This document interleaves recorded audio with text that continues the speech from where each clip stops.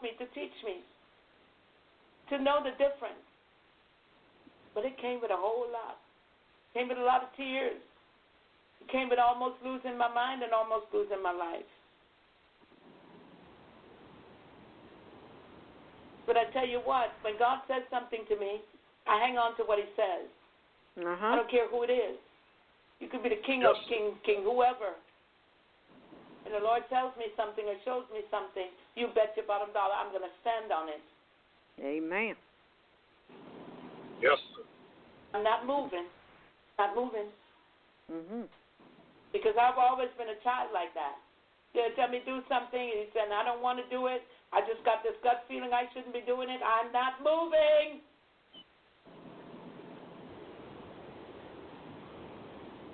And God said unto him, because thou hast asked this thing, and hast not asked for thyself long life, neither hast asked for riches for thyself, nor hast asked for the life of thine enemies. Thou hast asked, but hast asked for thyself understanding to discern judgment. You know, a lot of us do not like the word judgment. A lot of us do not like the word judge. We feel that when someone is speaking to us concerning the word of God or to bring correction to our lives, we always have to come up with this thing. How many times haven't you heard someone say, don't judge me? Now that's a cop-out. It's a big... A lot of people say it all the time, yep. So I love it when they say that, because now I know. You know, see, when a person starts saying that, don't judge me, I know exactly what they mean. Because what I got news for you. I'm not judging you, I'm discerning you. I'm not judging you, I'm examining you. Because your actions tell me something different. Because your words tell me something different. You see, we are supposed to judge. And we will judge angels on that day. So don't come to me with the don't judge me. Because I got news for you. I'm allowed. We are all allowed to judge one's behavior, the attitude. Why would you sit somewhere and let someone continuously do something to you without exercising your gift of discernment? Why? Yes. It's a gift given to you. And if you ask for it, and it was given to you, you have a right to exercise that gift. He says, behold, I have done according to thy word. Lo, I have given thee a wise and understanding heart, so that there was none like thee before thee. Neither after thee shall any arise like unto thee. And I have also given thee that which thou hast not asked. He gave him both riches and honor, so that there shall not be any among the kings, with an S, like unto thee all thy days. And if thou wilt walk, here's the commitment, and here is the covenant, and here is the promise. Here's the condition. If thou wilt walk in my ways to keep my statutes and my commandments, as thy father David did walk, then here's the connection. Then here is the answer. Then, after you've done that, after you've kept your part of the deal, your part of the bargain, your part of the covenant, because a covenant is a contract and it's held by two parties of sound mind, of age,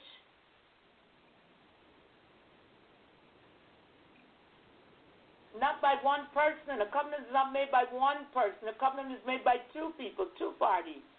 That's right. That's the first. That's the first part to a covenant.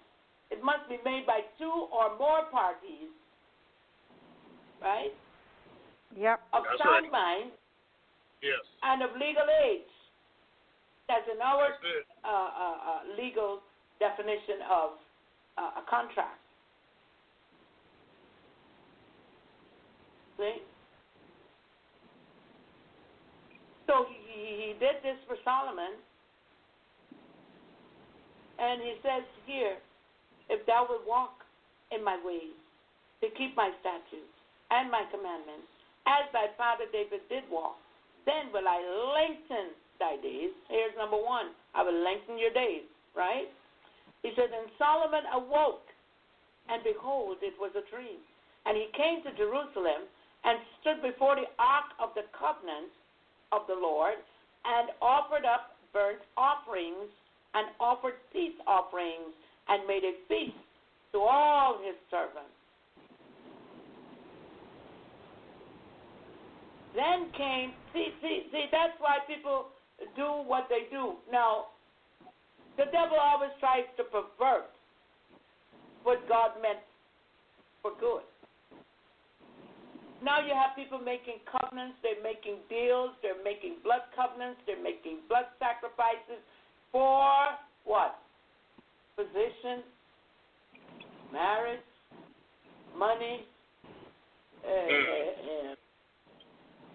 to sit on the top of everything, top of the board, and the top of the company, and oh yeah.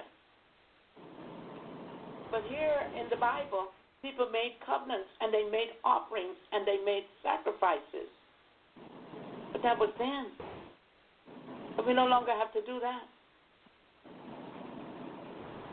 Now here's the test in verse 16 of chapter 3 of 1 Kings. 1 Kings chapter 3 and verse 16 says, there's the test. See, but it always come with a test. It says, then came there two women that were harlots and unto the king and stood before him. And the one woman said, O my Lord, I and this woman dwell in one house, and I was delivered of a child with her in the house. It says, and it came to pass, the third day after that I was delivered, third day after he had the child, that this woman was delivered also. And we were together, and there was no stranger with us in the house, save we two in the house. And this woman's child died in the night, because she overlaid it. In other words, she had laid on the child, and the child died. So she probably fell asleep, fell in such a deep sleep that when she rolled over on the child died.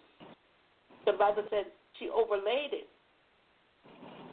Yeah. And she rose at midnight and took my son from beside me while thine handmaid slept, and laid it in her bosom, and laid her dead child in my bosom.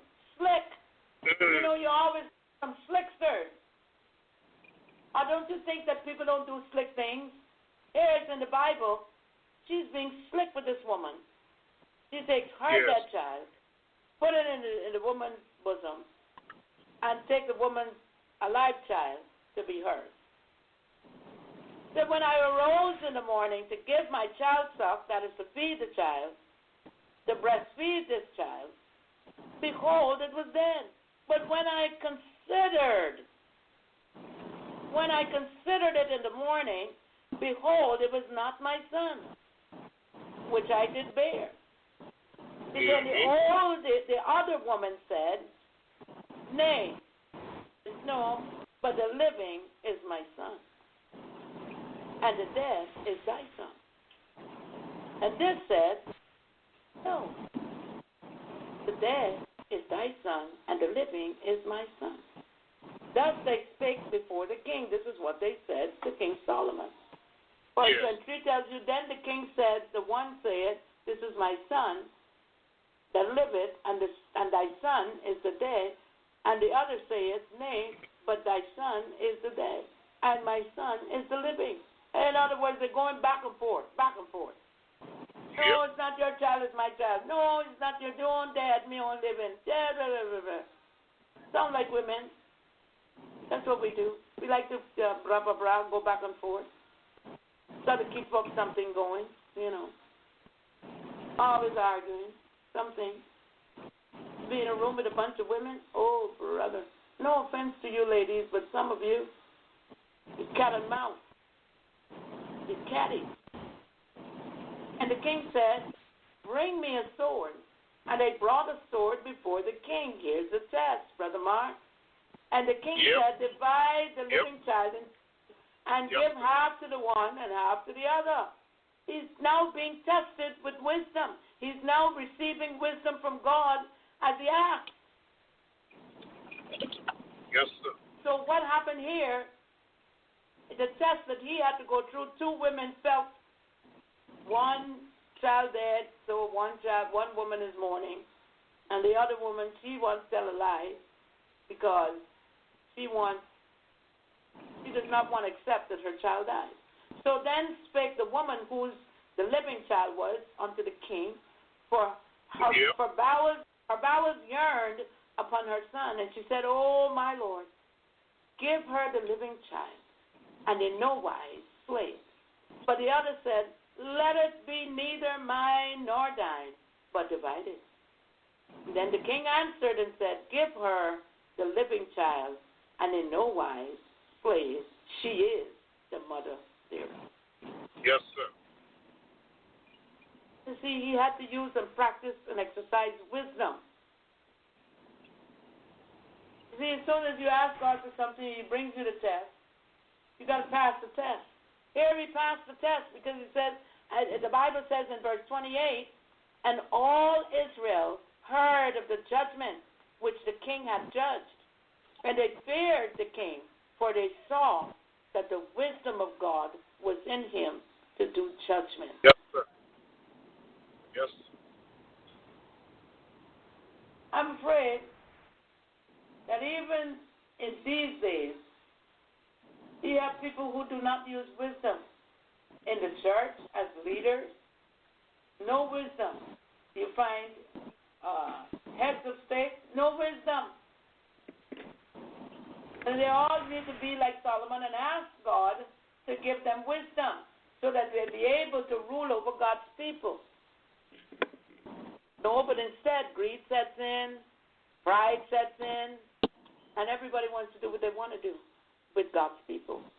But here God was saying tonight that he will